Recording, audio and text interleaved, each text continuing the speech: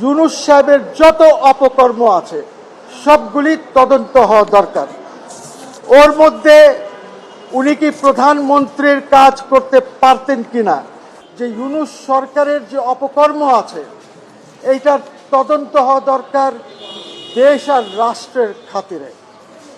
ওনারা কোনো তোয়াক্কা করেন নাই, যার জন্য আমাকে এই রিট পিটিশনটি ফাইল করতে হয়েছে।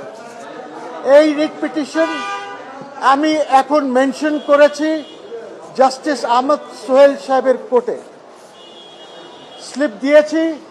রোববারে ইনশাল্লাহ এইটা আসবে। শুনানি রোববারে হবে কিনা আমি জানি না, তার কারণ হচ্ছে লিস্টে কোন জায়গায় থাকবে এইটা রোববারে বোঝা যাবে। তবে আমি চেষ্টা করব যেন আগামী সপ্তাহে এটা শুনানি হয়। এই রিট পিটিশনে জি এই রিট পিটিশন বেসিক্যালি আমি যেটা চেয়েছি সেটা একটি জিনিস চেয়েছি, সরকারের কাছে যে একটি কমিশন গঠন করা দরকার under the commission of inquiry act, গঠন করে ইউনূস সাহেবের যত অপকর্ম আছে সবগুলি তদন্ত হওয়া দরকার। ওর মধ্যে উনি কি প্রধানমন্ত্রীর কাজ করতে পারতেন কিনা, 106তে শুধু শপথ নেওয়ার পারমিশন দিয়েছিল অ্যাপেলেট ডিভিশন, কিন্তু উনি কিভাবে রাষ্ট্রপ্রধান না সরকার প্রধান হলেন।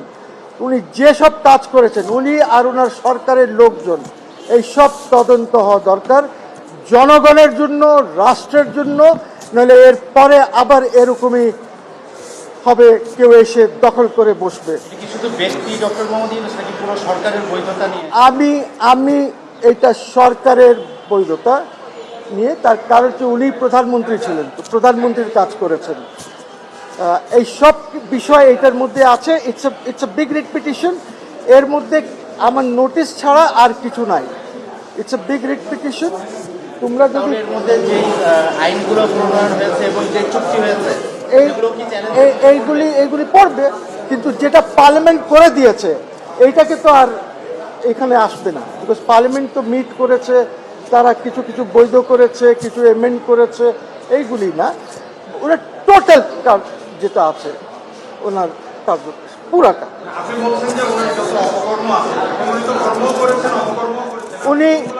উনি শুধু অপকর্ম করেছেন, উনি কোনো কর্মই করেন নাই। আপনার দেশ বিক্রি করে দিয়েছেন। এখন নাকি শুনছি যে বিএনপি আর জামাতের সাথে আলোচনা করেই দেশ বিক্রি হয়েছে, আমেরিকার সাথে যে চুক্তি হয়েছে ওইটাও আছে এটার মধ্যে। ওইটার প্রতিক্রিয়াটা একটু বলেন, মানে ওই চুক্তিটা মানে অসম চুক্তি হয়েছে। এই চুক্তিটি টোটালি অবৈধ, এবং আমি এইখানে বলেছি এই রিট পিটিশনে এইটাও আসবে যে ভিয়েনা কনভেনশনে 21 ধারা যদি আমাকে জোর করে চুক্তিটা করানো হয় তাহলে ওই চুক্তিটি অবৈধ হবে। ট্রিটি হোক, অ্যাগ্রিমেন্ট হোক, যেটাই হোক, ওই সব কিছু এইটার মধ্যে আছে। সো আপনারা, আমি একটা কপি দিতে পারি এইখানে। এই ধরনের যে চুক্তি হলো আরো কিছু দেশ বিরোধী, এগুলো তারা করেছিল কেন? মূলত তাদের ইন্টেনশনটা কি ছিল? ইন্টেনশন ছিল যে এই সরকারটিকে বসিয়েছে আমেরিকা। ওরা অনেক আগের থেকেই, এর আগের যে সরকার ছিল ওনার আগে, এই সরকারকে ফেলার চেষ্টা করতেছিল, অনেক আগের থেকে করতেছিল। 24-এর ইলেকশনের আগের থেকে করতেছিল, এই ধান্দা চলতেছিল। প্রবলেমটা হচ্ছে কি, যদি ইনভেস্টিগেট না করি তাহলে এই কনস্পিরেসি দেশের বিরুদ্ধে চলতেই থাকবে। সো এই কারণে আমি একটি কমিশন চাচ্ছি ইনভেস্টিগেট করার জন্য। এরা দিলে দেবে, না দিলে দেবে না, সেটা আপ টু দেম। আমার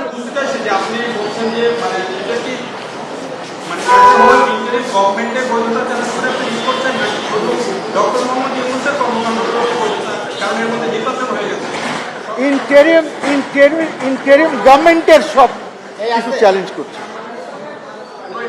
পুরা ইন্টারিম গভর্নমেন্ট। হ্যাঁ, নির্বাচন পুরা ইন্টারিম গভর্নমেন্ট, ওইটা কমিশন। কি? মানে আপনি ওই যে প্রশ্নটা করলো যে অন্তর্বর্তী সরকারের টোটাল কার্যক্রমটা বৈধতা। দেখো, আমি এই কারণে চ্যালেঞ্জ করছি যে উনি কিভাবে সরকার প্রধান হলেন। 106 তার আগে যেটা হয়েছিল সেখানে কিন্তু শুধু শপথের কথা ছিল, সেখানে এইটাও বলা হয় নাই যে উনি কোন শপথ নেবেন 3rd শিডিউলে। সো উনি কি সরকার প্রধান হওয়াটা বৈধ ছিল না অবৈধ ছিল, না উনি chief adviser to the president হবেন, এইসব নানান জিনিস এই রিট পিটিশনে আছে। আপনি তো আগেও একটা বলেছিলেন আমি 106 করেছি, 106 আমাকে হাইকোর্ট হারিয়েছে, অ্যাপেলেট ডিভিশনে আজ 3-3.5 মাস হয়ে গেল, আমি কোনো রায় পাই নাই। অ্যাপেলেট ডিভিশন বলেছে যে হাইকোর্টের রায় আমার রিজেকশনটা যেটা করেছিল সেটা ঠিক ছিল, কিন্তু আমরা অবজারভেশনস দেব।